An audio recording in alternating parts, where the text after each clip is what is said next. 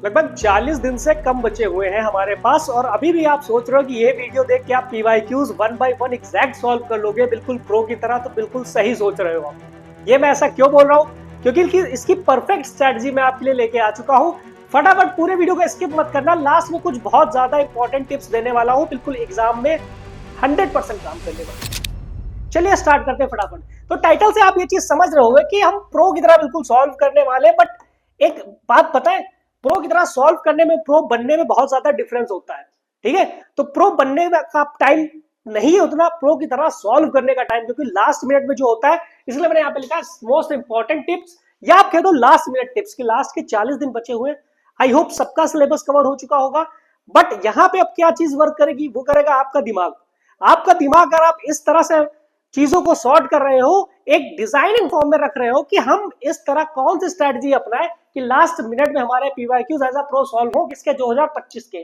तो फटाफट आ जाओ। मैंने आपके लिए बहुत आसान कर दिया, 2 पार्ट में यहाँ पर बांट दिया, बट इन 2 पार्ट में आपको डिसाइड करना है कि आप किस तरह से इसको अपने ऊपर अडॉप्ट करोगे। मैं तो यहाँ बता के खत्म कर दूंगा, बट एट द एंड आपको अपने घर जाके या घर पे बैठ के अगर वीडियो देख रहे हो तो इन चीजों को इंप्लीमेंट करना होगा।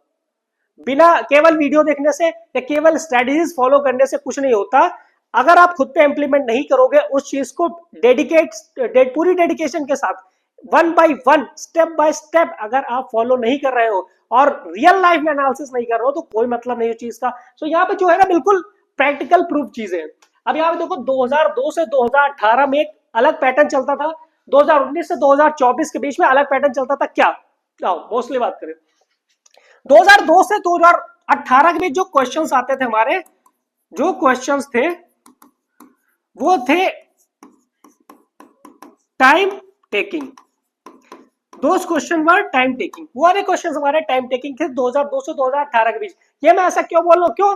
जब पैटर्न है धीरे धीरे स्लो होता है, किसी भी एग्जाम का आप पैटर्न देखोगे उसका पैटर्न डायरेक्ट चेंज नहीं होता। तो ये 2016, 17, 18 तक भी थोड़ा पार्ट कम कवर होगा, बस स्टार्टिंग 2002 से देखिए 2018 तक टाइम टेकिंग वाले क्वेश्चन थे, जैसे कि कैलकुलेटिव, ज्यादा कैलकुलेशन होती थी उनमें। बट वही चीज 2019 से 2024 में क्या चेंज हुई वो मैं अभी आपको बताने वाला हूं। फिलहाल इधर की बात करें, क्वेश्चन कैलकुलेटिव थे, आपको पता है जैसे, और उससे पहले एआई ट्रिपल ई में क्वेश्चन आते थे, जेई मेन नहीं था तब की बात कर ले, तब भी सेम पैटर्न था, टाइम टेकिंग क्वेश्चन थे। वहां पर क्या करना था, वहां पर हमें प्रैक्टिस बहुत करनी होती थी, प्रैक्टिस अलॉट। उस टाइम पे प्रैक्टिस बहुत करनी पड़ती थी, बट यहाँ पे सारी चीजें इंक्लूड नहीं है। अगर मैं स्पेसिफिकली बात करूं तो यहाँ पर ये पैटर्न चेंज होना स्टार्ट हुआ 2016, 17, 18, ऐसे ये भी इंक्लूड, बट रफली हम 2002 से 2018 मान के चल रहे हैं। फिर 2018 के बाद जब ये रियलाइज हुआ, 2019 से चीजें चेंज होना स्टार्ट हुई। अब ये जो टाइम टेकिंग है ये आ गया आपका, ये चीज चेंज हो गई कॉन्सेप्ट टेकिंग से। अब आप कहोगे सर कॉन्सेप्ट टेकिंग क्या है, बताता हूं, 1 मिनट। अब यहां पे कॉन्सेप्ट टेकिंग वो चीज है कि मान लीजिए आपके पास 4 क्वेश्चन है, let's suppose you have 4 question, let's suppose you have 4 questions, आपके पास 4 क्वेश्चंस है। ये मैं स्पेसिफिक मैथमेटिक्स की बात कर रहा हूं, अदर सब्जेक्ट की आपके बाकी टीचर्स चैनल पे बता रहे हैं, तो फिलहाल इसको आप केवल अपने मैथ्स में इंप्लीमेंट करिएगा। फिर कॉन्सेप्ट टेकिंग की बात करें तो 4 क्वेश्चन आपके पास है, तो चारों क्वेश्चन में आपके 4 टाइप के कॉन्सेप्ट लग रहे हैं। अब बात समझ में आया कि कॉन्सेप्ट टेकिंग का मतलब क्या है। 4 क्वेश्चन है, चारों में 4 टाइप के कॉन्सेप्ट लग रहा है। जैसे मान लीजिए लेट सपोज एक क्वेश्चन है मैट्रिसेस का, लेट सपोज एक क्वेश्चन है मैट्रिसेस का, यहाँ पे 4 क्वेश्चन है मैट्रिक्स चैप्टर से, तो चारों क्वेश्चन में अलग अलग कॉन्सेप्ट लग रहे हैं। एक में लग रहा है एडजॉइंट लग रहा है, एक में ऑर्डर का लग रहा है, एक में लग रहा है इनवर्स का लग रहा है, एक में लग रहा है एडजॉइंट का मॉड लग रहा है। 4 कॉन्सेप्ट अलग अलग लग रहे हैं, वहां पर हमें चीजें कंफ्यूज करती हैं। और एक में मान लीजिए हमारा डिफरेंशिएशन लग गया, डिटरमिनेंट में डिफरेंशिएशन, 4 टाइप के कॉन्सेप्ट लग रहे हैं। सो बेसिकली यहाँ पे कॉन्सेप्ट का स्ट्रांग होना जरूरी है। यहाँ पर क्या था, जो क्वेश्चन आते थे लेंथी क्वेश्चन, जैसे क्रेमर्स रूल से सॉल्व करिए क्वेश्चन को, तो टाइम टेकिंग जाता था। यहाँ पर भी कॉन्सेप्ट टेकिंग था, बट कॉन्सेप्ट ज्यादा नहीं आते थे, एक चैप्टर से लिमिटेड कॉन्सेप्ट रहते थे, उनकी कैलकुलेशन मैक्सिमम होती थी। यहाँ पर क्या हुआ, यहाँ पे कैलकुलेशन तो कम कर दी, बट आपको एग्जैक्ट कॉन्सेप्ट पता हो। जैसे कि एडजॉइंट के जो हमारे फॉर्मूले होते हैं, वो डायरेक्ट मॉड जब खुलता है देन किस फॉर्म में खुलते हैं, वहां से चीजें हम निकालते हैं। जैसे इंटीग्रेशन में हो गया, डिफरेंशिएशन होगा, बहुत सारी ऐसी चीजें हैं कि डायरेक्ट रूल यूज करके हम आंसर निकाल देते हैं। e की power x f x plus f dash x का डायरेक्ट लिख देते हैं e की पावर x f x। तो वो हो गया डायरेक्ट, वो इस फॉर्मेट पे काम करता है। सेकंड थिंग ये होती है, देखो ये हो गई कॉन्सेप्ट टेकिंग। अब फिर आते प्रैक्टिस अलॉट। तो अब यहां पर एक चेंजमेंट और आया है, प्रैक्टिस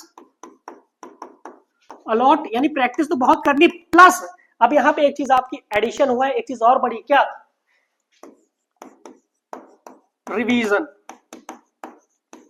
अब आपको सर रिवीजन क्या है, रिवीजन यहां पे है आपको, जैसे लिमिट चैप्टर हो गया, प्रोबेबिलिटी चैप्टर हो गया, पीएनसी हो गया, बाइनोमियल हो गया, तो वहां पे बहुत सारी शॉर्ट ट्रिक्स आपकी होती है, अगर आप रिवाइज करके पहले रखो आपका टाइम सबसे ज्यादा बचेगा। तभी जो बच्चे इसको फॉलो करते हैं, दो स्टूडेंट हु फॉलो दिस, अगर रिवीजन की ट्रिक्स बना के रख लेते हैं तो यहाँ पे इनका जो टाइम टेकिंग वाला पार्ट होता है, यहाँ पर वही चीज कम हो जाती है। प्रैक्टिस तो लगती है, बट आपकी रैंक इम्प्रोवाइज करने के लिए आपका रिवीजन वहां पे सबसे ज्यादा हेल्प करता है। तो दीज वर द पैटर्न्स। अब हम बात करते हैं पीवाईक्यूज की। पीवाईक्यूज यहाँ पे भी पीवाईक्यूज की ही बात चल रही, बट पीवाईक्यूज को आप प्रो की तरह सॉल्व कैसे कर सकते हैं उसके लिए एक टिप बहुत जरूरी है यहाँ पर यह है कि देखो, सबसे पहले फंडामेंटल यहाँ पे बताना, एक चैप्टर मान लो आप कैलकुलस उठा रहे हो, तो कैलकुलस में वो चैप्टर सेलेक्ट करो जिनमें आपको लगता है कि आपका बेस थोड़ा सा डिफिकल्ट है। मतलब जैसे कि अगर हम बात करें AOD, application of derivatives, area of integral, ये चैप्टर जिनमें लोगों के बेस थोड़े थोड़े हिल जाते, आप इनको पहले कवर करो, क्योंकि these are small chapters, these are small chapters. इनको अगर आप करोगे तो एक चीज सबसे बढ़िया आपकी लाइफ में होगी कि आपका कॉन्फिडेंस बूस्ट होगा। अगर एक बार आपका कॉन्फिडेंस बढ़ा, फिर जैसे ही कॉन्सेप्ट बढ़े आप आ जाओ, तुरंत इंटीग्रेशन, डिफरेंशिएशन, डिफरेंशियल इक्वेशन, फटाफट इनको लगा डालो। जैसे ही आपका एक बार कॉन्सेप्ट क्या कहते हैं उसको, कॉन्फिडेंस बढ़ता है, जैसे आपका एक बार कॉन्फिडेंस बढ़ता है आप फटाफट इसके इंटीग्रल, डिफरेंशियल, ये तरीका होता है। आप प्रो की तरह पीवाईक्यू सॉल्व को देखो, सॉल्व सबको करना है, वन बाय वन करना है, फॉर्मूले वही सेम यूज होते हैं। लोग करते क्या, लोग revision strategy, trips and tricks strategy से अपना टाइम बचाते हैं, जिससे उनका टाइम बाकी क्वेश्चंस में बढ़ जाता है। इसलिए आप ये गलती बिल्कुल मत करिएगा। पहले वो चैप्टर उठाओ जो आपको टफ लगते हैं, क्योंकि उनसे क्या होगा, आपका सबसे ज्यादा कॉन्फिडेंस बढ़ेगा। जब कॉन्फिडेंस बढ़ता है तो आपकी स्पीड ऑटोमेटिक बढ़ जाती है सॉल्व करने की। जैसे मान लीजिए मैंने कहा लिमिट, कॉन्टिन्यूटी, डिफरेंशियबिलिटी, तो सबसे ज्यादा लोग क्या करेंगे, सबसे पहले लिमिट्स उठाएंगे, बट आप नहीं, आप डिफरेंशियबिलिटी उठाओ, क्योंकि that's tough part. Differentiability solve करोगे, लिमिट कॉन्टिन्यूटी में आपका कॉन्फिडेंस बहुत हाई हो जाएगा। That is the trick. यहाँ पे भी आप ये चीज सेम फॉलो कर सकते हो। सो नाउ ज्यादा टाइम आपका नहीं लेंगे, यहाँ पे चीजें इतनी बतानी थी। अगर ये चीजें आपने एग्जैक्ट फॉलो कर ली तो no one can stop from taking number 1 rank, I guarantee you. Okay, और बाकी की अपडेट्स के लिए आप फटाफट जेईई हिंदी चैनल को सब्सक्राइब कर लो। ऐसी की वीडियोस आने वाली है और सेशन पीवाईक्यू सेशन भर भर के आने वाले हैं आपके लिए। सारे पीवाईक्यूज कराए जाएंगे, भर भर के पीवाईक्यूज कराए जाएंगे। फटाफट चैनल से जुड़े रहो, मिलते हैं बहुत जल्द। ठीक है, बाय बाय।